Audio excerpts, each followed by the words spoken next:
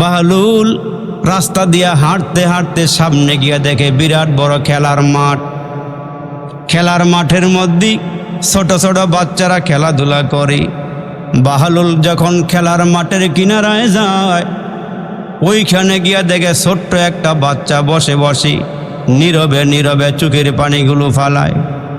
বাহলুল কিনারায় গিয়া দাঁড়াইয়া ওই পাগলা দাঁড়াইয়া ডাক দিয়া বলে, ও বাচ্চা, তুমি কাঁদো কেন? তোমার সাথী ভাইরা তোমার একে খেলার মধ্যে নেয় না, তুমি কান্না করো কেন? তোমার কাছে কি খেলার বস্তু নাই? ওই ছোট বাচ্চা ডাক দিয়ে বলে, তোমারে চিনলাম না, তোমার পরিচয় জানি না, তবে তোমার একটা কথা বলি শুনিও, আমার আল্লাহ আমারে দুনিয়াতে খেলার জন্য পাঠায় নাই। আর একটু জোরে করেন আল্লাহু আকবার, আর একটু জোরে আওয়াজ করে বলেন আল্লাহু আকবার। বাহলুল জিজ্ঞেস করে, আল্লাহ তোমারে কি জন্য পাঠাইছে বলো?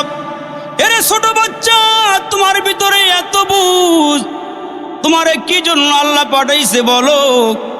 ওই বাচ্চা কোরআনের একটা আয়াত বাহলুলদের শোনাইয়া দিলেন।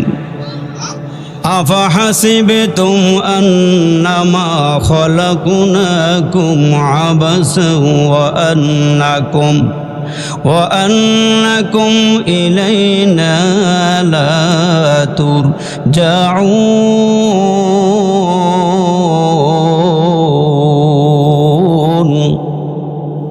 কোরআন থেকে আয়াতে কারিমা শোনায়া দিয়া বলে, এরে আল্লাহর পাগল, আল্লাহ খেলাধুলার জন্য পাঠায় নাই, কি জন্য পাঠাইছে বলো? ওই আল্লাহ পাঠাইছে আল্লাহর গোলামের জন্য। এবার বাহলুল আরো আশ্চর্য হয়ে গেল, কি বলো? তুমি ছোট মানুষের ভিতরে এত বুঝ কেমনে ঢুকলো? তুমি আমারে একটু নসিহত করো, তুমি আমারে একটু ওয়াজ করো, তুমি আমারে একটু বয়ান করে শোনাও, তোমার ভিতরে এত ভয় কেমনে ঢুকলো? আখিরাতের প্রস্তুতি তোমার ভিতরে এমন করে কেমনে ঢুকে গেল? ওই ছোট বাচ্চা চোখের পানিগুলো ছেড়ে দিয়ে কান্না করে আর বলে, পরিচয়টা জানলাম না, আপনার পরিচয় কি? কই আমার নাম হলো বাহলুল। কই আপনি তো বড় বুজুর্গ, আপনার আমি কি বয়ান শোনাবো, কি নসিহত করব? কই আমি তা বুঝি না, ছোটদের কাছ থেকে বড়রা নসিহত নেয়, আবার বড়দের কাছ থেকে ছোটরাও নসিহত নেয়। আওয়াজ করে বলেন ঠিক না বেঠি? এরে যুবক, খুব খেয়াল করিয়া শোনো। এবার ওই পাগলা কি আল্লাহ বলা বাহলুলকে বাচ্চা ডাক দিয়া কয়, বাহলুল শোনো, ছোট্ট কালে এই বয়সে আমি কেমনে আখিরাত বুঝলাম। সকালবেলা ফজরের পরে আম্মার দিকে তাকায়া দেখি আমার মা চুলার মধ্যে রান্না করতে যায়, চুলার ভিতরে আগুন ধরাইতে যায়। আমি তাকায়া দেখি আমার আম্মা ছোট ছোট লাকড়িগুলো চুলার ভিতরে ঢুকাইয়া আগুন জ্বালায়। আগুন যখন জ্বলে উঠে কিছুক্ষণ পরে আমার আম্মা বড় বড় লাকড়ি চুলার ভিতরে ঢুকাইয়া দেয়। এরে বাহলুল, আমার ভয় লাগি, আমার চিন্তা হয় পরকাল নিয়া, আল্লাহ যদি আমার দিয়া জাহান্নামের আগুন জ্বালায়। আমি ছোট বলে আল্লাহ যদি আমার টাইনা নিয়া জাহান্নামের আগুনে পড়াইয়া আমার আল্লাহ জাহান্নামের আগুন জ্বালায়, তারপরে ওই আগুনটারে স্থায়ী করার জন্য মাওলা যদি তোমার মতো বড় বড় লোকগুলোকে জাহান্নামের আগুনে ফালায়, ওই ভয়ে আমি আল্লাহর দরবারে কান্না করি। আমি খেলার মাঠে আছি ঠিক, আমি খেলাধুলার মধ্যে অংশগ্রহণ করি না। এই জন্য আল্লাহ ডাক দিয়া কয়, মানুষ আমি আল্লাহ 30 পারা কোরআন তোমাদের মধ্যে দিয়া 114 খানা সূরা তোমাদের মধ্যে নাজিল করে আমি আল্লাহ জানাইয়া দিলাম। এরে নবীর উম্মতেরা শোনো, কোরআনের ভিতরে আমি আল্লাহ 4টা ছোট সূরা নাজিল করে। একটা সূরার নাম হলো আসর, আর একটা সূরার নাম হলো নসর, আর একটা সূরার নাম হলো কাউসার, আর একটা সূরার নাম হলো ইখলাস। ওই 4টা ছোট সূরার মধ্যে আমি আপনাদের সামনে ছোট্ট একটা সূরা তেলাওয়াত করেছি। ওই সূরাটার ভিতরে 3টা আয়াত আছে, একটা রুকু আছে, আর এই সূরাটা আল্লাহ মক্কায় নাজিল কইরা আমাদেরকে জানায়া দিল, কিয়ামত পর্যন্ত আনেওয়ালা মানুষকে আল্লাহ জানায়া দিল। ওয়াল আসর, আল্লাহ ডাক দিয়া কয় আসরের কসম, সময়ের কসম করে আল্লাহ জানায় দিলেন, ও মানুষ শোনো, আমি আল্লাহ কসম করে করে বলি, বল আসর, আসরের কসম, সময়ের কসম, মহাকালের কসম। আল্লাহ কসম খায়া ডাক দিয়া কই, মানুষ খুব খেয়াল করিয়া শোনো, খুব খেয়াল করিয়া শোনো। এরে যুবক, কলিজার টুকরা ভাই, তুমি কিসের পাগল হইছ? এ যুবক, তোমার মতো কত যুবক কবরে চলিয়া গেল, তোমার মতো কত বাড়িওয়ালা কবরে ঘুমায়। এ বাবা জিরা, যারা বরঘরে আছো, বাড়িতে আছো, রাস্তার মধ্যে আছো, দোকানে পাটে আছো, এ যুবক তুমি কি খেয়াল করছো? গতকালকে মুসলমান আমি রাজবাড়ির মধুখালীতে বয়ানে গেলাম। 2 দিন পর্যন্ত একই মাঠে বয়ান। প্রথম দিন সুন্দর মতো বয়ান শেষ হয়ে গেল।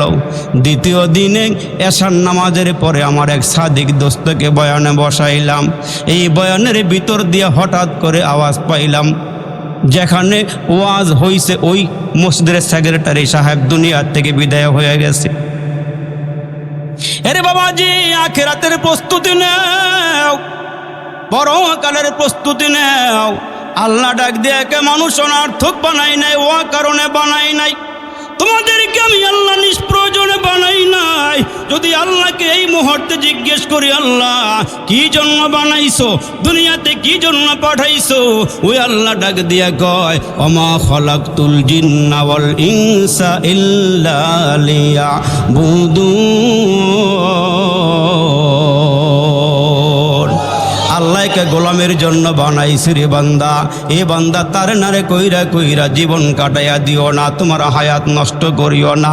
এই জন্য আল্লাহকে বলা আসর, সময়ের কসম, মহাকালের কসম করে আল্লাহ বলেন, ইন্নাল ইনসানা লাফি খুস। দুনিয়ার সব মানুষ ধ্বংস, দুনিয়ার সব মানুষ ক্ষতিগ্রস্ত, দুনিয়ার সব মানুষ জাহান্নামী। আল্লাহ বলতেছেন এই সময়ে বুঝাইতে গিয়ে আল্লাহ কয়, আদম নবীর জামানার মানুষগুলোও ক্ষতিগ্রস্ত, নূহ নবীর জামানার মানুষগুলোও ক্ষতিগ্রস্ত, ঈসা নবীর জামানার মানুষগুলোও ক্ষতিগ্রস্ত। মুসলমান যত পয়গম্বর দুনিয়ার থেকে বিদায় হয়ে গেল, সব যুগের মানুষ ক্ষতিগ্রস্ত। কিন্তু আল্লাহ ডাক দিয়া কয়, 4টা গুণ যার মধ্যে আছে তারা ক্ষতিগ্রস্ত নয়, তারা জাহান্নামী নয়। জোরে কোন সুবহানাল্লাহ। 4 গুণ যার মধ্যে আছে এরা ক্ষতিগ্রস্ত নয়। আল্লাহ এই সূরাটা কেন নাজিল করলেন, কেন অবতীর্ণ করলেন, খুব খেয়াল করেন। বেশি লম্বা সময় নয়, আখিরাতের প্রস্তুতির জন্য ছোট্ট সূরা আপনাদের সামনে তেলাওয়াত করেছি। এরে যুবক, নবীর একজন প্রিয় সাহাবীর নাম হলো হযরতে আবু বকর। মক্কা নগরীর শ্রেষ্ঠ ব্যবসায়ী, সফল ব্যবসায়ী, যার মধ্যে সিটারি নাই, যার মধ্যে বানোয়াটি নাই, যার মধ্যে মিথ্যা নাই। আল্লাহ রসুল নবুয়াত পাইয়া আবু বকর সিদ্দিকের সামনে গিয়ে আবু বকর পড়ো লা ইলাহা ইল্লাল্লাহ। খুব খেয়াল করেন, আল্লাহ নবী কালিমার দাওয়াত দিলেন। হযরত আবু বকর সিদ্দিক নির্বিঘ্নে হাত বাড়াইয়া নবীর হাতের সাথে হাত লাগাইয়া কালিমা পড়ে মুসলমান হয়ে গেল। আর একটু বড় করে করছে, ভালো কালিমা গ্রহণ করছে। ঠিক কালিমা গ্রহণ করে আমার নবীর একটা প্রশ্ন করে, আল্লাহ নবী, আপনি যে আল্লাহর পয়গম্বর, আপনি যে আল্লাহর নবী, আপনি যে নবুয়তের দাবিদার, এর পক্ষে কোনো প্রমাণ দলিল আদিল্লা আছে? খুব খেয়াল করেন, নবীজির আবু বকর জিজ্ঞেস করে, আপনি যে আল্লাহর পয়গম্বর, আপনি যে আল্লাহর নবী, তার কোনো ডকুমেন্টস, কোনো প্রমাণাদি আপনার কাছে আছে? রসুল আরবি বসে আছেন, জিব্রাইল আমিন নবীজির কানের কাছে মুখ বাড়াইয়া দিয়া বলে, হুজুর আপনি একটু বইলা দেন। আবু বকর সিদ্দিক আজ থেকে 5 বছর আগে ব্যবসার উদ্দেশ্যে সিরিয়াতে গিয়া একটা তাঁবুর ভিতরে অবস্থান করতেছিলেন, ঘুমাইতেছিলেন। আর ওই ঘুমের ঘরে আপনি রসুলকে নিয়ে একটা স্বপ্ন দেখেছে, আপনি বলে দেন ওই স্বপ্ন হচ্ছে আপনার নবীর নবুয়তের দলিল। না বেশি আওয়াজ হয় না, জোরে আর একটু বড় করে কর সুবহানাল্লাহ। আবু বকর সিদ্দিক ইসলাম গ্রহণ করার 5 বছর আগে স্বপ্ন। আল্লাহ রসুল সরকার দু আলম নবী আবু বকর সিদ্দিককে কালিমার দাওয়াত দিলি। আবু বকর সিদ্দিক ব্যবসার উদ্দেশ্যে সিরিয়াতে ওখানে যাই একটা তাঁবুর ভিতরে অবস্থান করলেন, ঘুমাইতেছিলেন। হঠাৎ করে ঘুমের ঘরে স্বপ্ন দেখেন আকাশের যে পূর্ণিমায় চাঁদ আসি, ওই চাঁদরা খসে গিয়ে ছিটকে গিয়ে খানায় কাবার উপরে পড়ে গেছে। আকাশের পূর্ণিমার চাঁদ খসে গিয়ে ছিঁড়ে গিয়ে খানায় কাবার উপরে পড়ে গেল। চাঁদ খানায় কাবার উপরে পইরা এটা টুকরা টুকরা হইয়া মক্কার ঘরে ঘরে পৌঁছতেছে। আবু বকর সিদ্দিক এই স্বপ্ন দেখার পরে আর দেরি করে নাই, একজন পাদ্রীর কাছে গিয়া বলে, ও পাদ্রী, রাতের বেলা ঘুমায় আসি, ঘুমের ঘরে আমি একটা স্বপ্ন দেখেছি। কয় কি স্বপ্ন? কয় এই স্বপন। পাদ্রী ডাক দিয়ে, আবু বকর, অচিরেই মক্কা নগরীতে একজন নবীর আগমন হইতেছি, যেই নবীর নাম হবে মুহাম্মদুর রাসূলুল্লাহ সাল্লাল্লাহু আলাইহি ওয়াসাল্লাম। তুমি হইবা তার সহচর, একান্ত সাথী, তোমারে কালিমা দাওয়াত দিবে, আর তুমি সাথে সাথে কালমা পরে মুসলমান হয়ে যাইবা। এইটা হলো তোমার স্বপ্ন। আবু বকর সিদ্দিক ইসলাম গ্রহণ করার পরে এখন তার সময়টারে ভাগ করছে। সময় ভাগ করতে যাইয়া কিছু সময় আবু বকর সিদ্দিক দোকানদারি করি, কিছু সময় দাওয়াত তাবলীগের মেহনত করি। আলেমরা দাওয়াতের কাজ শিখাইছি, পথহারা মানুষকে পথের পথ দেখাইছি, গুমরা মানুষগুলোকে হেদায়েতের পথ দেখাইতে গিয়া, রাস্তা দেখাইতে গিয়া দাওয়াত তাবলীগের মেহনত শিখাইছি। আজকে দাওয়াত তাবলীগের নাম লেখাইয়া আলেমদের সাথে বেয়াদবি করে এই মুসলমান আছে না নাই? জোরে আওয়াজ করে বলেন, আছে না নাই? তুমি এত ইসলাম বুঝলে আর বাংলাদেশের হুজুররা ইসলাম বুঝলো না। তুমি নিজে এত বড় পণ্ডিত হইলে আর আলেমরা কিছুই বুঝলো না। এরা যুবক খুব খেয়াল করিয়া শোনব, আল্লাহ রসুল কালিমার দাওয়াত দিলেন, সেই কালিমা গ্রহণ করে আবু বকর সিদ্দিক দোকানদারিও করে, দাওয়াতের কাজও সময় দেয়, আবার নিজের জন্য কিছু সময় রেখে দিলেন। কিন্তু দেখা যায় যখনই দাওয়াতের কাজ করে পথহারা মানুষগুলো যখন পথের সন্ধান পাওয়া শুরু হয়ে গেল, বেঈমান যখন ইমানদার হওয়া শুরু হইল, পথহারা মানুষগুলো যখন পথের সন্ধান পাওয়া শুরু হয়ে গেল, আবু বকর সিদ্দিকের কাছে এখন দোকানদারি ভালো লাগে না। আগে কালিমার দাওয়াত দিত 3 ঘন্টা, নিজের জন্য রাখছিল 3 ঘন্টা, আর দোকানদারি করত 3 ঘন্টা। এখন দেখা যায় 6 ঘন্টা দাওয়াতের কাজ করে আর 3 ঘন্টা দোকানদারি করে। সুবহানাল্লাহ, জোরে কর। কয়েকদিন পরে দাওয়াতের কাজে আরো ভালো লেগে গেল, মজা লেগে গেল। এখন দেখা যায় 9 ঘন্টা আবু বকর সিদ্দিক দাওয়াতের কাজ করে। হঠাৎ করে একদিন ঘোষণা দিল, আমার দোকানটা বিক্রি করে ফেলবো, আর দোকানদারি করবো না, আমি এখন দাওয়াতের কাজ করব, তাবলীগের মেহনতে সময় লাগাবো। মুসলমান দোকানটা বিক্রি করে দিয়া হযরত আবু বকর আল্লাহর রাস্তায় মানুষগুলোকে ডাকে, এই যে আপনাদের সামনে সংগঠনের মাহফিল, ওলামায়ে কেরামের নির্লস মেহনত, পথহারা মানুষ নিপথ পেয়ে যায়, বেনামাজ যেন নামাজি হয়ে যায়, বেদিন মানুষগুলো দিনের ছোঁয়া পেয়ে যায়, আলেম ওলামার কষ্ট, এলাকাবাসীর কষ্ট, মুসলমান যুবক ভাইদের মেহনতের উদ্দেশ্য একটা, ওই আমরা যেন 2 দিন ওলামায়ে কেরামের বয়ান শুই না, নামাজি হয়ে যায়, দিনদার হয়ে যায়, সত্যবাদী হয়ে যায়, আল্লাহর পথে যেন সময় লাগায়, উদ্দেশ্য এইটা। জোরে বলেন ঠিক না ঠিক? আল্লাহ নবীর সাহাবী আবু বকর সিদ্দিক দোকান বিক্রি করে দিলেন। রাস্তা দিয়ে হাইটা যায়, সাথের ব্যবসায়ীরা হঠাৎ করে দেখা হয়ে গেল, আবু বকর কই যাও? কয় যাইতেছি, একটু কাজ আছে। কয় তোমার সাথে কথা আছে। কয় কি কথা?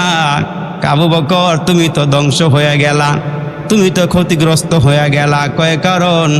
কয় আগে ব্যবসা করেছো, অনেক টাকার মালিক ছিলা, অনেক সম্পদের মালিক ছিলা, এখন মুহাম্মদের পিছু নিয়া মুহাম্মদের সাথে সময় দিয়া তুমি ক্ষতিগ্রস্ত হয়ে গেছো, তুমি ধ্বংস হয়ে গেছো।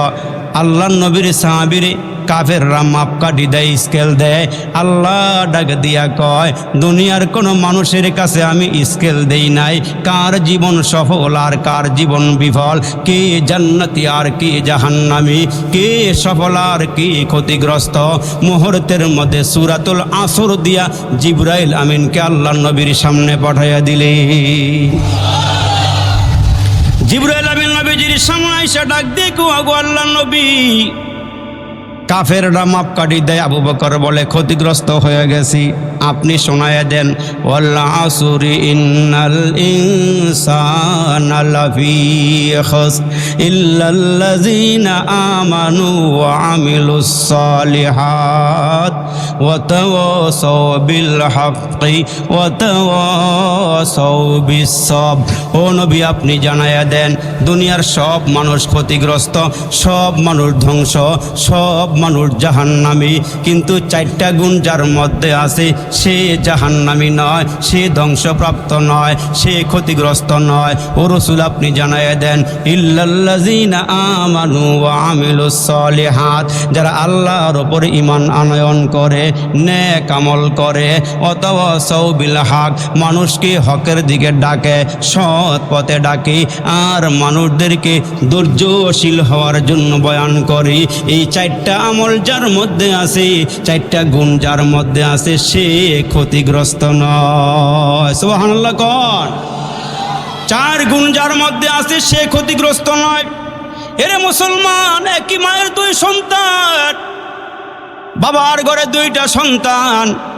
একটা সন্তানকে মাদ্রাসায় ভর্তি করে হাফেজ বানাইবার চেষ্টা করলো, পরিপূর্ণ হাফেজ হতে পারে নাই, কোন রকম আলেম হইয়া এখন এলাকার মসজিদে 5 ওয়াক্ত নামাজ পড়ায়, বাবার জায়গা জমিগুলো দেখাশোনা করে। তার অবস্থাটা হলো এমন, মানুষের কাছে হাত পাতা লাগে না, আবার মানুষকে কিছু দিতেও পারে না, নিজে নিজে মোটামুটিভাবে চলতে পারে। আর বাবার ছোট সন্তানকে বাংলাদেশের সব ডিগ্রি অর্জন করাইয়া বিদেশের ডিগ্রি আইনা এখন ছেলেটারে এমন একটা চাকরি দেওয়া হয়েছে, ওই চাকরির মধ্যে বেতন হলো 3 লাখ আর আলগা হলো 6 লাখ। কয় লাখ? বেতন হলো 3 লাখ, উপরি পায় 6 লাখ। জিনে আইনা দিয়া যায়, কে দিয়ে যায়? জিনে আইনা দিয়া যায়। বেতন পায় 3 লাখ, উপরি পায় আরো 6 লাখ। এরে মুসলমান, বাবা বাজারে গেলেই এলাকার লোকেরা জিজ্ঞেস করে, ও মিয়া আপনার ছেলের খবর কি? কয় কোনটার কথা কও, বড়টা না ছোটটা? বড়টার কথা বললে কয় বড়টা শেষ, কোন রকম চলে। অথচ বড় ছেলে ইমামতি করে, 5 ওয়াক্ত নামাজ পড়ায়, দিনের লাইনে আসে, সুন্নতি লেবাসে চলাফেরা করে। বাবাই বলে বড়টায় শেষ। কেন? তার পর্যাপ্ত টাকা পয়সা নাই, উপরিও পায় না, আলগাও নাই। আর ছোট ছেলে অনেক সম্পদের মালিক হয়ে গেছে। বাবা গাল ফুলাইয়া কয়, আমার ছোট ছেলে যেই টাকা পয়সা কামায়, ইচ্ছা করলে আমি প্রতি মাসে একবার হজ করতে পারি। সুদের টাকা দিয়া, ঘুষের টাকা দিয়া বাবা অহংকার করে গর্ব করে কয়, ইচ্ছা করলে আমি প্রতি মাসে একবার হজ করতে পারি। ছোট ছেলেকে নিয়ে গর্ব করে, আর বাবা স্কেল দেয়, মাপকাঠি দেয়। আমার ছোট ছেলে সফল আর বড়টায় ধ্বংস হয়ে গেছে। আল্লাহ ডাক দিয়ে কয়, হাবিব উম্মতকে জানায়া দেন কার কাছে সফলতার স্কেল আছে।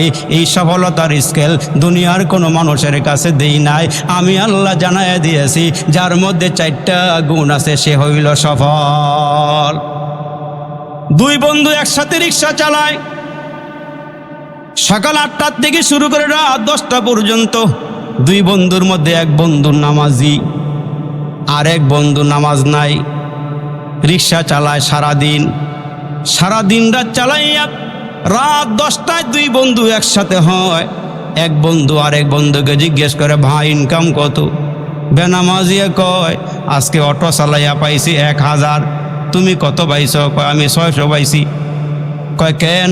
কয় ভাই রে, আমি খালি দুনিয়া কামাই না, সাথে আমি আখেরাতে কামাইছি। কয় আখেরাত কেমনে কামাইলাম? কয় জোহরের টাইমে জোহর পড়েছি, আসরের টাইমে আসর পড়েছি, এরে মুসলমান মাগরিবের সময় মাগরিব পড়েছি। তুমি তো দুনিয়া কামাইতে গিয়া আখেরাত বরবাদ করে ফেলেছো, দুনিয়া কামাইতে গিয়া আখেরাত ধ্বংস করে দিছ। আর আমার যদিও দুনিয়ার ইনকাম কম, আমি আখেরাত বরবাদ করি নাই, আমি আখেরাতও কামাই করছি, দুনিয়াও কামাই করছি। আল্লাহ ডাক দিয়া কয়, ও মানুষ ভালো কইরা শুনিয়া রাখ। এমন মানুষ আছে দেখবেন মাদ্রাসায় লেখাপড়া করলে টুপিওয়ালা দেখলে কিছু মানুষ টিটকারি করে আর কয় মাদ্রাসায় পড়লা, কয় মাদ্রাসায় বইরা তুমি কি করবা, তুমি অশেষ, তোমার যে মাদ্রাসায় পড়াইছে হ্যাঁ অশেষ। আল্লাহ ডাক দিয়া কয় না, এরা শেষ হয় নাই। যারা বলে এরা ডিগ্রিওয়ালা কয় ডিগ্রি ছাড়া তুমি ক্ষতিগ্রস্ত, বাংলা লেখাপড়া কয় হুজুররা ক্ষতিগ্রস্ত।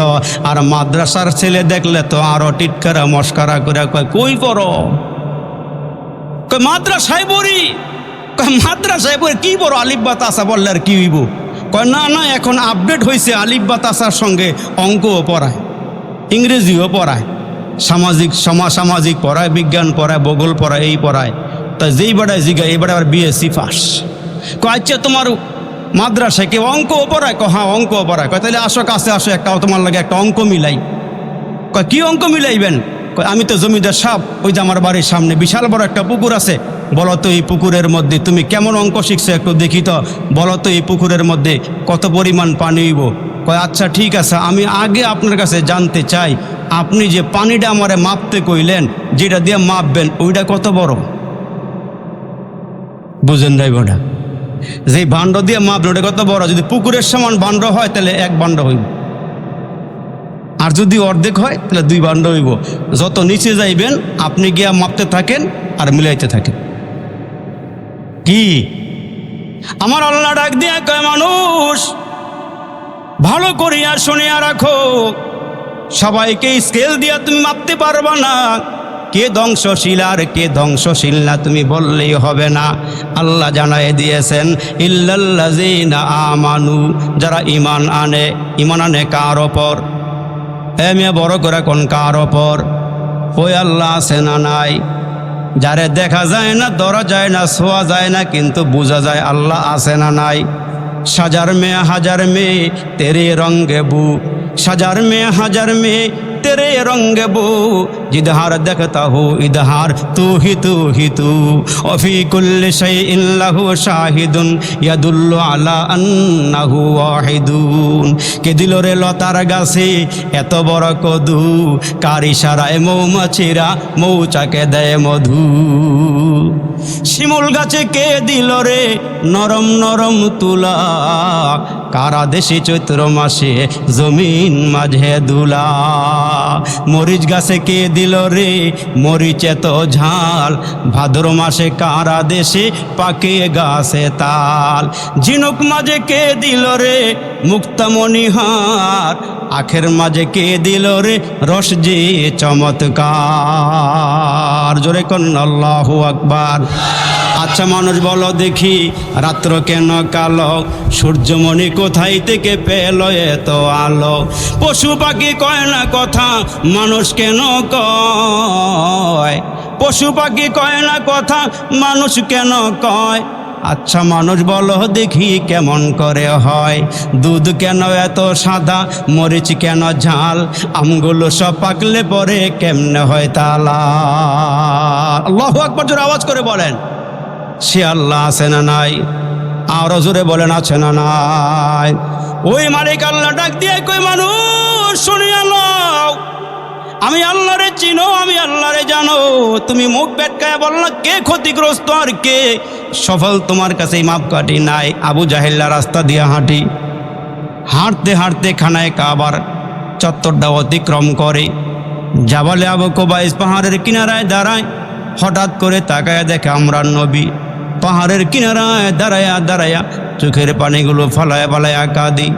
আবু জাহেল্লা ওটা থামাইয়া ওদের থেকে নাইমা আমার নবীর কাছে গিয়া বলে, ওগো মোহাম্মদ তুমি এখানে দাঁড়ায়া কেন কান্না করতেছো? আমার নবী ডাক দিয়ে কয় চাচা কান্নার কারণটা আপনার কাছে বলার দরকার না, আমি বলবো না। আবু জাহেল আমার নবীর এমন ভাবে ধরছে, ডাক দিয়ে কে বাতিজা বলো কেন কাঁদো বলো। আল্লাহ রসুলকে বারবার যখন বলি, বলো কি জন্য কান্না করো? তোমার আমার নবী, রহমতের নবী, মায়ার নবী, দয়ার নবী কিছুই বলতে চায় না। অঝর দাঁড়ায় চোখের পানিগুলো সিঁড়ি সিঁড়ি রসুল দাঁড়ায় দাঁড়ায় কাঁদি। আবু জাহেল্লা ডাক দিয়ে কে বাতিজারি, বলো না তোমার কি দুঃখ, কি কষ্ট, তুমি আমার কাছে একটু বলো। রসুল ডাক দিয়ে কয়, চাচা আমি যখন খানায়ে কাবার দিক থেকে বাড়িতে যাইতেছিলাম, হঠাৎ করে আমি খানায়ে কাবার থেকে বের হইয়া এই পাহাড়ের কিনারায় আসছি, লোকজন কেউ নাই গো চাচা। হঠাৎ করে আমার আব্বা আম্মার কথাটা মনে পড়ে গেছি। মায়ের পেটে ছিলাম, দুনিয়াতে আসলাম, বাবার চেহারাটা দেখলাম না, মন ভইরা বাবার কোলে উঠব সেইটাও পেলাম না। মায়ের আদরের সোহাগী আস্তে আস্তে বড় হইতেছিলাম। ওগো চাচা 6 বছর বয়সে মা হারায়া ফেলেছি। আমার ব্যথা, আমার বেদনা আল্লাহ ছাড়া আর কেউ বুঝে না গো চাচা। এইবার আবু জাহেল ডাক দিয়া কে বাতিজারে, চলো তোমারে বাড়িতে ঘরে পৌঁছাইয়া দেই। আমার নবী ডাক দিয়া কয়, চাচা না না না, আপনি চলে যান, আমি তো বাড়ির কাছে আছি, আপনাকে আমার নিতে হবে না। আমি এখানে একটু দাঁড়াইয়া মালিকের সঙ্গে একটু বুঝা পরামর্শ করে লই, আপনি চলিয়া যান। কিন্তু নাসর বান্দা আবু জাহেল ডাক দিয়া কে বাতিজারে, না না না, তোমার ব্রাকান্ত মন, তুমি বড় কষ্টে নিয়া এখানে দাঁড়াইয়া দাঁড়াইয়া কাঁদো, তোমাকে হাইটে বাড়ি যাওয়া লাগবে না, আমি ওট নিয়ে আসছি, তুমি আমার ওটের উপরে উঠো। এ মোহাম্মদ, তুমি তো ওটের উপরে উঠতে পারবে না, আমি ওটটা বসাইয়া দিলাম। আল্লাহ নবীর সামনে আবু জাহিল্লা ওটটা বসাইয়া আমরা নবীরে বলে ওটের ভিতর উপরে উঠতি। এবার রসুলকে বারবার টানা হেসরা করে আমার নবী ওটের উপরে উঠতে চায় না, কিন্তু বারবার বলার পরে আবু জাহিল্লা ওটের সামনে বইসা আমার নবীরে বলে, নবী ও মোহাম্মদ পিছনে বইসা আমার একটু জড়াইয়া ধরো, আমি তোমার ঘরে নিয়ে তোমার দাদার কাছে নিয়ে পৌঁছাইয়া দিই। আল্লাহর রসুল রাজি হয়ে গেলেন। খানায়ে কাবার চত্বর থেকে আবু জাহেলের সাথে আমার নবী যাবলে আবু কুবাইস পাহাড়ের কিনারার থেকে আমরা নবী যখন এখন বাড়ির দিকে রওনা দিবে, আবু জাহিল্লা বারবার ওটারে দাঁড়া করাইতে চায়, কিন্তু আমার নবীর পিছনে লইয়া ওটা কেন জানি দাঁড়ায় না। বারবার চেষ্টা করার পরে ওটা দাঁড়ায় না, দাঁড়ায় না। আবু জাহিল্লা হাতে চাবুক দিয়া ওটের মাথায় আঘাত দেওয়া শুরু করলো। সজোরে আঘাত মারতে মারতে একটা পর্যায়ে দেখা গেল ওটের মাথার চামড়া খসে পড়ে যাইতেছি, রক্তগুলো ফিঙ্কে দিয়া বের হয়। কেন জানি গো ওটটা উঠে না, দাঁড়ায় না। বারবার পিটানোর পর এবার ওটটা আল্লাহর দিকে, আল্লাহর দরবারে মাথাটা বাড়াইয়া দিয়া নিজের বাসায় ডাক দিয়া কয়, মালিক আবু জাহিল্লা নবীরে চিনে না, আমি সাধারণ একটা পশু হইয়া মোহাম্মদরে চিনে ফেলাইছি। জীবনে কোনোদিন কল্পনাও করি নাই দুজাহানের বাদশা নবীরে আমি এই মুহূর্তে পেয়ে যাব। আল্লাহ তুমি আমার কপাল খুইলা দিছ। আল্লাহ আমার বংশের ওটগুলো মনে হয় কোনো সময় ভালো কাজ করছি। আল্লাহ নীরবে নীরবে মোহাম্মদ নবীরে পায়া গেলাম। আবু জাহেল্লা যতই আমারে পিটায়, যতই মারি, চামড়াগুলো পাঠাইছে, আমার গায়ের থেকে রক্তগুলো ফিঙ্কে দিয়া বের হইছে। ওগো আল্লাহ, আমারে মারতে পারে, পিটাইতে পারি। আল্লাহ তোমার নামের কসম করে বলে মোহাম্মদের পিছনে বসাই আমি একটা কদম সামনে যাব না, না কোনোদিন তা হইতে পারে না। মোহাম্মদ নবীর পিছনে বসাই আমি সামনে যাইতে পারি না। আল্লাহ গো, তুমি মোহাম্মদরই সমস্ত নবীদের নবী বানাইছ, সম্রাট বানাইছ, যার খাতিরে আল্লাহ আসমান বানাইলা, জমিন বানাইলা, যার চেহারার ভিতরে এত মায়া তুমি ঢুকাইছ রে মালিক, যেই চেহারার দিকে তাকাইলে জাহান্নামের আগুনটা হারাম হয়ে যায়, যেই নবীর ছোঁয়া পাইলে মানুষগুলো বরকত হয়ে যায়, যেই নবী জমিনে পা রাখলে ওই জমিনে যদি কোনো ঘাস নাও তাকে ঘাস উৎপন্ন হয়ে যায়। যেই নবী আকাশের দিকে আঙ্গুল ইশারা করলে আকাশের চাঁদ দুই টুকরা হয়ে যায়। যেই নবী পা উঠাইলে মেরাজে চলে যায়। যেই নবী জবান দিয়া হ্যাঁ বললে হালাল হয়ে যায়। যেই নবী জবান দিয়া না বললে হারাম হয়ে যায়। ওই নবীরে ভাগ্য গুণে পাইয়া গেছি আল্লাহর নবীকে পিছনে বসাইয়া একটা কদম সামনে আমি যাব না। এবার তো আবু জাহেলের বুঝার বাকি নাই, কিরে যে উটটারে একবার দুইবার খোঁচা মারলে দৌড়ায়, আজকে মোহাম্মদ রে পিছনে বসাইবার কারণে যতই চেষ্টা করে সামনে যায় না, সামনে আগায় না। না না কি হয়েছে আমার বুঝা বাকি নাই। এইবার আবু জাহেল মোহাম্মদ নবীকে ডাক দিয়া কই, বাতিজা রে, এ বাতিজা তুমি সামনে আসো, দেখি একটু সিটটা পরিবর্তন করে কিছু করা যায় কিনা। এবার আবু জাহেল পিছনে বইসা মোহাম্মদ নবীরে যখন ওটারে সামনে বসাইয়া দিছে, আল্লাহু আকবার, ওটা লাফ দিয়া জমিন থেকে দাঁড়াইয়া গেছি। ওটা দাঁড়াইয়া এইবার চলা শুরু করিয়া দিলাম। ওটা দৌড়াইতেছে দৌড়াইতেছে, সামনে গর্ত পড়লে লাফ দিয়া পার হয়ে যায়। আবু জাহিল্লা মোহাম্মদ নবীর লইয়া, এ মোহাম্মদের উম্মতেরা খুব খেয়াল করিয়া শোনো, কি নবী পাইছো, কি নবী পাইছো। ওই নবীরে মাঝে মাঝে কাফেররা গালি দেয়, ওই নবীরে নিয়ে বড় ঘরের মধ্যে লিখে, এরে মুসলমান, এ তুষারদার এলাকার মুসলমানেরা, আবার ভবিষ্যতে যদি আমার নবীরে নিয়ে কেউ কটূক্তি করে, নবীরে নিয়ে গালমন্দ করে, তুষারদারের মুসলমান কি আছো, তার জিহ্বা টেনে ছেড়ে ফেলবা, মাঠে ময়দানে স্লোগান দিয়া ওই বেঈমানদের জাহান্নামে পাঠাইবা। কারা কারা তৈয়ার আছো, দুহাত উঁচু করে আল্লাহরে দেখাও।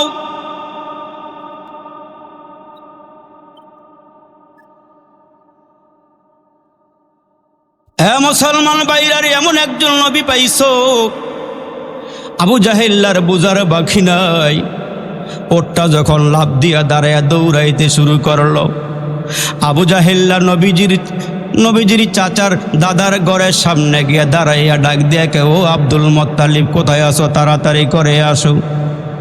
দাদা ঘরের ভিতর থেকে বের হয়ে আসলে বাতিজা মুহাম্মদের সামনে আগায়া দিয়া বলে, ও আব্দুল মুত্তালিব, আজকে যেই দৃশ্য আমি দেখেছি, আমার মন বলে ভবিষ্যতে তোমার নাতি কোনো কিছু একটা হবে। আল্লাহু আকবার বলে।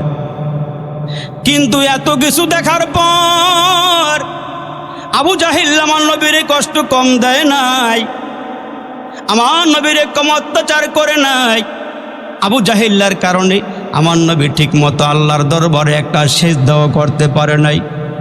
নবীজির একা পায়া পায়া, আরে মা হারা নবী, বাবা হারা নবী মোহাম্মদ রে পাইয়া খানায় কাবাতে মালিককে ডাকতে গেছি।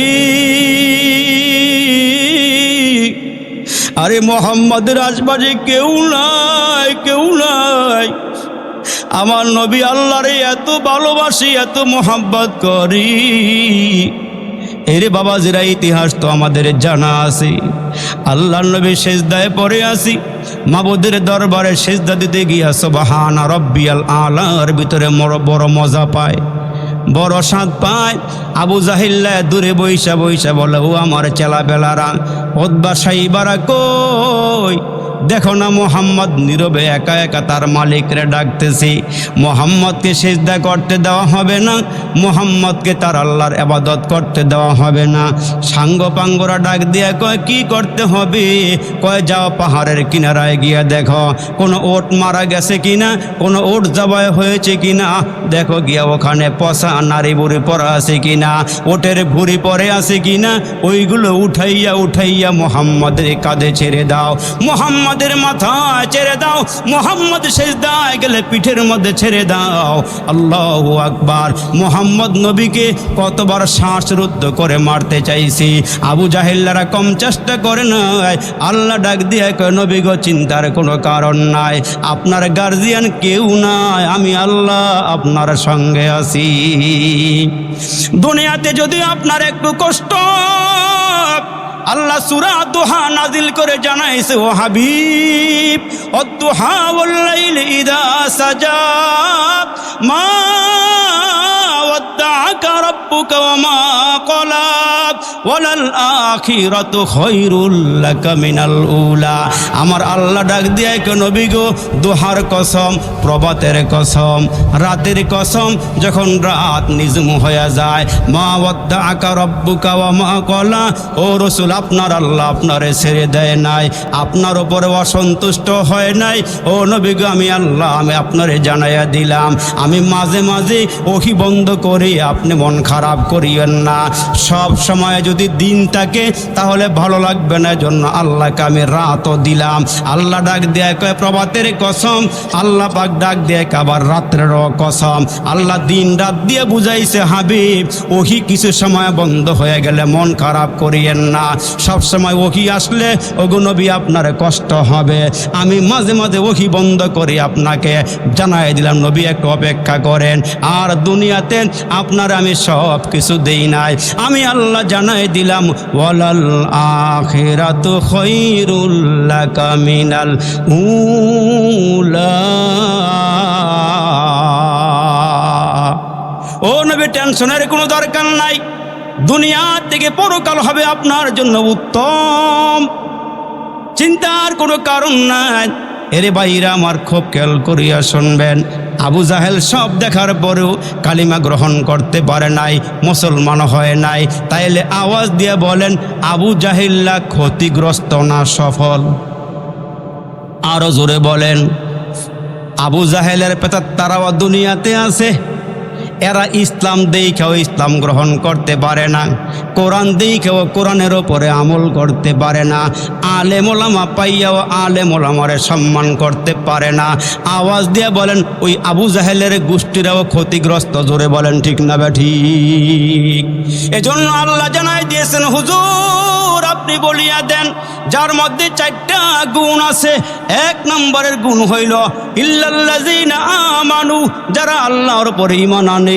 আমরা সকল ঈমান আনছি, আমানতু বিল্লাহি ওয়া মালাইকাতিহি ওয়া কুতুবিহি ওয়া রুসুলিহি ওয়াল ইয়াউমিল আখিরি ওয়াল কদরি খাইরিহি ওয়া শাররিহি মিনাল্লাহি তাআলা ওয়াল বাসি বাদাল মাউত। আমরা ঈমান এনেছি আল্লাহর উপরে একজন আছে না নাই?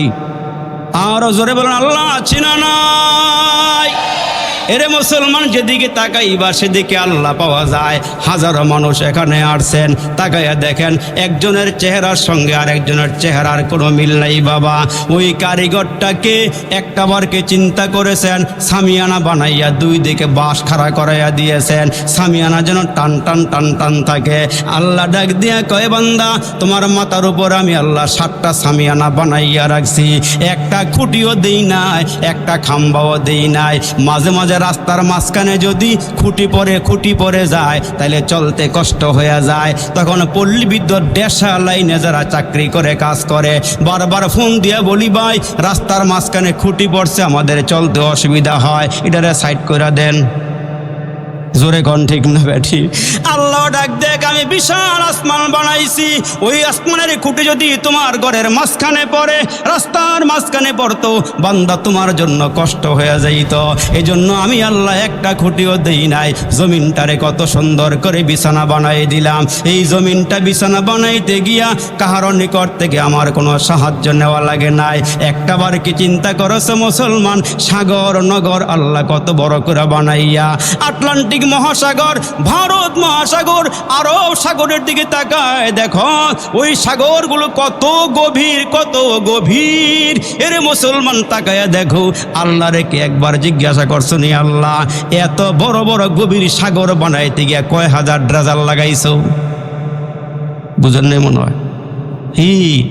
আল্লাহরে বুঝলে দেন, এত বড় আল্লাহ সাগর বানাইছো, একটা ডেজারও লাগান্দা, কত বড় বড় পাহাড় বানাইছি। ওই পাহাড়ের মাটিগুলো, পাহাড়ের পাথরগুলো একসাথে করতে গিয়া কয় হাজার শ্রমিক আল্লাহ লাগাইছে। আল্লাহ ডাক দিয়ে কে বান্দা আমি আল্লাহর উপর ঈমান আনয়ন করো। আমি আল্লাহ জানাই দিলাম এরে বান্দা শুনিয়া রাখো, যারা আমার ওপর ঈমান আনবা, ঈমান আনার পরে দিয়া নেক আমল বেশি বেশি করে করবা, আমি আল্লাহ দুইটা জায়গা বানায়া রাখছি ও মুসলমান। একটার নাম হলো জান্নাত আর একটার নাম হলো জাহান্নাম। একটা জায়গা হলো আসহাবুল ইয়ামিন, মা আসহাবুল ইয়ামিন, আর একটা জায়গার নাম হলো আসহাবুশ শিমাল, মা আসহাবুশ শিমাল। একদল হবে ডানপন্থী আর একদল হবে বামপন্থী, একদল হবে জান্নাতি আর একদল হবে জাহান্নামী। আওয়াজ করে বলেন ঠিক না ঠিক? তাইলে আওয়াজ দিয়ে বলেন তো, জান্নাত জাহান্নাম আছে না নাই? কারা কারা আল্লাহর উপরে ও মুসলমান ঈমান আছে? আওয়াজ করে বলেন, জান্নাত জাহান্নাম আছে না নাই?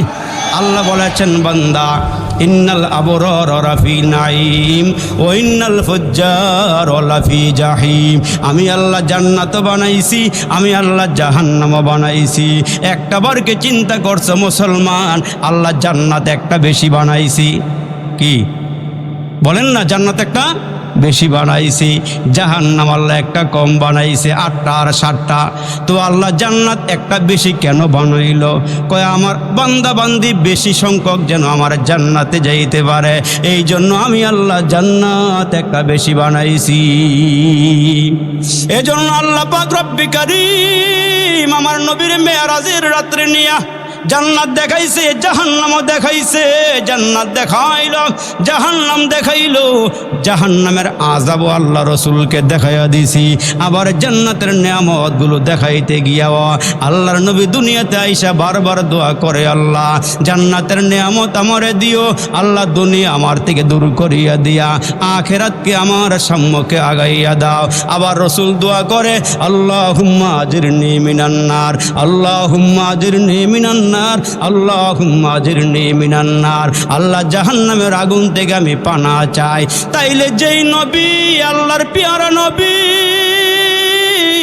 ওই নবী আল্লাহ দরবারে ডাক দিয়া কয়, মালিক জাহান্নামের আগুন থেকে পানা চাই, জাহান্নামের আগুন থেকে পানা চাই। তাইলে আবার আওয়াজ দিয়া বলেন তো, জান্নাত জাহান্নাম আছে না নাই? আল্লাহ জান্নাত বানাইছে, জান্নাতের নিয়ামত বানাইছি, আবার জাহান্নামের ভিতরে আযাবও রাখছে, শাস্তিও আল্লাহ রাখছি।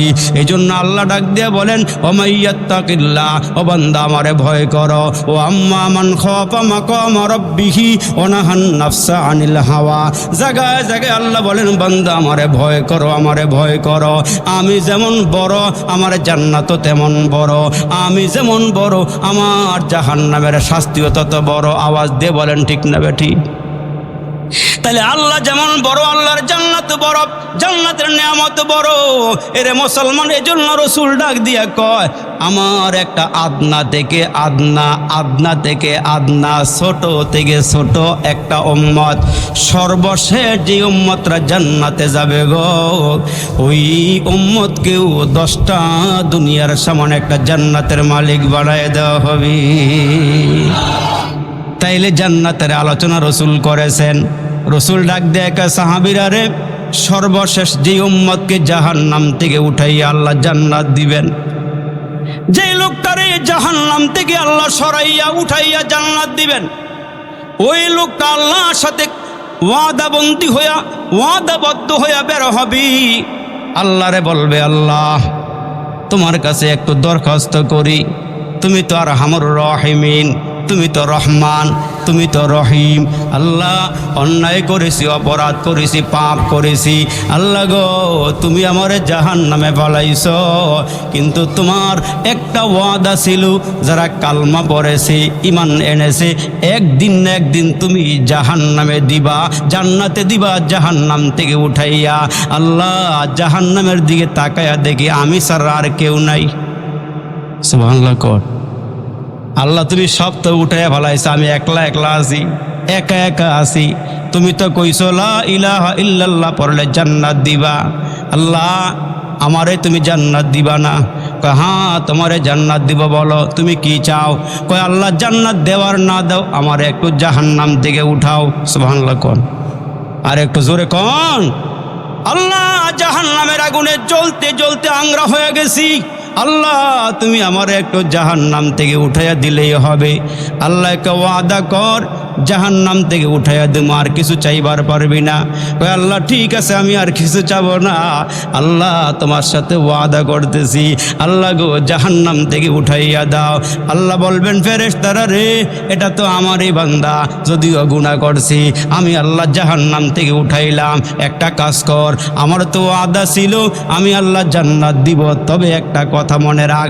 এ মুসলমান খেয়াল করেন, আমি আর সময় দিতে পারতেছি না, মুসলমান প্রায় শেষের দিকে চলে আসছি, খুব খেয়াল করিয়া শোনেন। ওই লোকটারে যখন জাহান্নাম থেকে উঠাবে, আল্লাহ পাক বলবেন ও ফেরেশতারা, জান্নাত দেওয়ার আগে এই লোকটাকে জান্নাত থেকে 500 মাইল দূরত্বের পথে একটু বসাইয়া জান্নাত থেকে তার দিকে একটা রহমতের বাতাস ছেড়ে দে।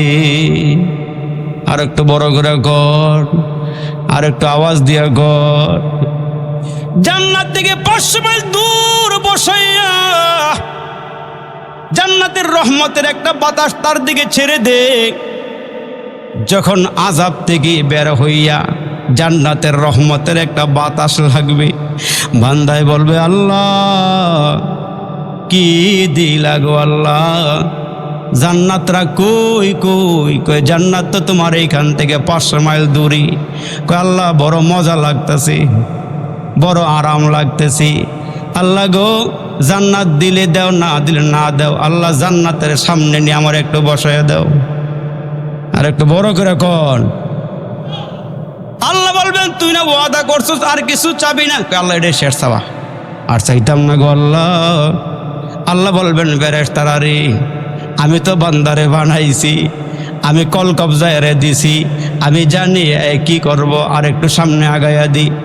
বান্দারে যখন সেখান থেকে উঠাইয়া জান্নাতের কাছাকাছি নিয়ে বসাই দিবে, চোখে জান্নাত দেখা যায়, যত কাছে যায় জান্নাতের রহমতের বাতাস তত বেশি স্পিরিটে তার দিকে আসতেছে। জান্নাতের কাছাকাছি নিয়ে বসাইয়া দিলে রে বাবাজি দেখবে জান্নাতের বাতাসটা ভালোই লাগতেছি। আল্লাহ এটা কি? এটা জান্নাত। জোরে কন, আর একটু জোরে কন। আল্লাহ ঠিক আছে, তোমার কাছে আমি জান্নাতের ভিতরে ডুববার চাই না, আল্লাহ গো একটু কাছাকাছি নিয়ে বসায় দাও, দেখে একটু মনটা জুড়াই। আল্লাহ জান্নাতের একটু সামনে নিয়ে বসাইয়া দাও, জান্নাত দিলে দাও, না দিলে না দিলে একটু দেখে মনটা বেরোলই। যখন আল্লাহ পাক তারে জান্নাতের সামনে নিয়ে বসাইয়া দিবে গো, আল্লাহ গো জান্নাতের বাহির থেকে এত সুন্দর, ভিতরে না জানি কত সুন্দর। আল্লাহ যেহেতু কাছাকাছি লয়ে আইছ, জান্নাতের ভিতরে নেওয়ার না একটা বারান্দাটার মধ্যে বসার সুযোগ দাও। জোরে জোরে আওয়াজ দিয়ে কোন সুবহানাল্লাহ। আল্লাহ জান্নাতের বারান্দাটার মধ্যে একটু বসার সুযোগ দাও। আল্লাহ বলবে ফেরেশতারা রে, জাহান্নামে আর কেউ আছে নি? কয় না রে মালিক, না, এইটাই জাহান্নামের শেষ ব্যক্তি। আল্লাহু আকবার। কয় তাইলে জান্নাতের তালাটা খুইলে একটু বারান্দার ভিতরে বসার সুযোগ দে। জান্নাতের বারান্দায় গিয়ে কইব আল্লাহ জান্নাতের বারান্দা এত সুন্দর গো, না জানে ভিতরে কত সুন্দর। এজন্য তো আমরা নবী কয় মালা আইনুন রাআত ওয়ালা উযনুন সামিআত ওয়ালা খাতারা আলা কলবি বাশার। আমার আল্লাহ তোমাদের জন্য জান্নাতের ভিতরে এত এত নিয়ামত রাখছেন, যে নিয়ামত মানুষ কোনোদিন চোখে দেখে নাই, কানেও শুনে নাই, অন্তরে কল্পনাও করে নাই। এখন জান্নাতের ভিতরে যাওয়ার পরে বান্দাকে যখন জান্নাতের ভিতরে দিবে, বলবে আল্লাহ জান্নাতের ভিতরে যখন ঢুকে পড়াইছো, আল্লাহ জান্নাতে যখন ঢুকে গেছি, আল্লাহ বলবেন শোনেন এই যে 1 মিনিট